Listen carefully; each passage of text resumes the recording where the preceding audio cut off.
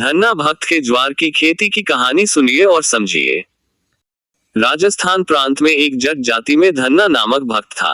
गांव में बारिश हुई। सब गांव वाले ज्वार का बीज लेकर अपने अपने खेतों में बोने के लिए चले। भक्त धन्ना जाट भी ज्वार का बीज लेकर खेत में बोने चला। रास्ते में 4 साधु आ रहे थे। भक्त ने साधुओं को देखकर बैल रोक दिए और खड़ा हो गया। राम राम की साधुओं के चरण छुए। साधुओं ने बताया कि हमें 2 दिन से कुछ खाने को नहीं मिला है, प्राण जाने वाले हैं। धन्ना भक्त ने कहा कि यह बीज की ज्वार है, आप इसे खाकर अपनी भूख शांत करो। भूखे साधु उस ज्वार के बीज पर ही लिपट गए। सब ज्वार खा गए। भक्त का धन्यवाद किया और साधु वहां से आगे चले गए। धन्ना भक्त की पत्नी गर्म स्वभाव की थी। भक्त ने विचार किया कि पत्नी को पता चलेगा तो झगड़ा करेगी, इसलिए कंकर इकट्ठी करके थैले में डाल ली जिसमें ज्वार डाल रखी थी। भक्त ने ज्वार के स्थान पर कंकर को खेत में बो दिया। लग रहा था कि जैसे ज्वार बो रहा हो। धन्ना जी भी सब किसानों के साथ घर आ गया। 2 महीने के पश्चात सब किसानों के खेतों में ज्वार उगी और धन्ना जी के खेत में भटकटैया की बेल अत्यधिक मात्रा में उगी है और बड़े बड़े फल भी लग गए। खेत भटकटैया से भर गया। पड़ोसी खेत वाले ने धन्ना की पत्नी से कहा कि आपने खेत में ज्वार नहीं बोई क्या? आपके खेत में भटकटैया उगी है। अनगिनत बड़े बड़े भटकटैया के फल लगे हैं। धन्ना जी की पत्नी खेत में गई। धन्ना की पत्नी जाकर देखा कि सबके खेतों में ज्वार उगी थी, परंतु बारिश न होने के कारण ज्वार मुरझाई हुई थी।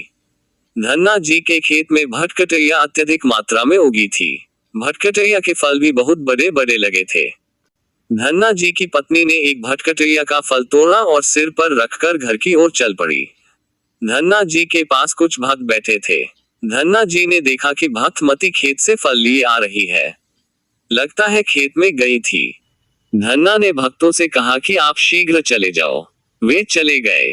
भक्तमती ने आकर फल भक्त के सिर पर पटक दिया और बोली कि अब बच्चे क्या खाएंगे?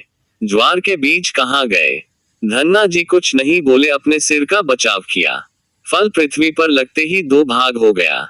उसके अंदर से मोटी मोटी ज्वार निकली। धन्ना जी की धर्मपत्नी को आश्चर्य हुआ। ज्वार देखकर खुशी हो गई और विचार किया कि अन्य फलों में भी ज्वार हो सकती है। धन्ना की पत्नी भक्त को साथ लेकर उस फल वाली ज्वार को घर में रखकर खेत में पहुंची। खेत में डलिया बिछाकर फल फोड़ने लगी। सभी फलों से धड़ीधड़ 5-5 किलो ज्वार एक फल से निकलने लगी। अन्य किसानों की फसल बारिश न होने के कारण से सूख गई। एक दाना भी हाथ नहीं लगा। धन्ना भक्त ने सब गांव वालों को लगभग 10-10 मन यानी 4-4 क्विंटल ज्वार बांट दी, जिससे अन्य किसानों के बच्चे भी भूखे न रहे।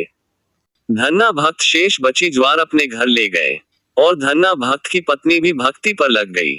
दोनों का उद्धार हो गया।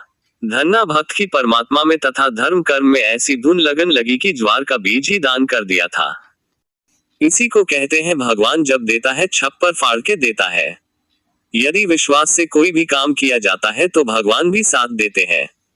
इसी कारण से परमात्मा जी ने धन्ना भक्त का सूखा खेत हरा कर दिया, जिसमें कंकर बोई थी, पर उस सूखे खेत में भटकटैया जगी और खेत फलों से हरा भरा दिखने लगा। इसी को कहते हैं धर्म कर्म करने का फल मीठा होता है। धन्ना भक्त की मेहनत का फल यही था।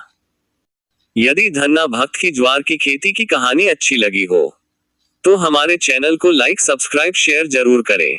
हमारे चैनल में जुड़े रहने के लिए गोपाल भाई प्रजापति की तरफ से आप सभी भाइयों को राम राम सीताराम धन्यवाद।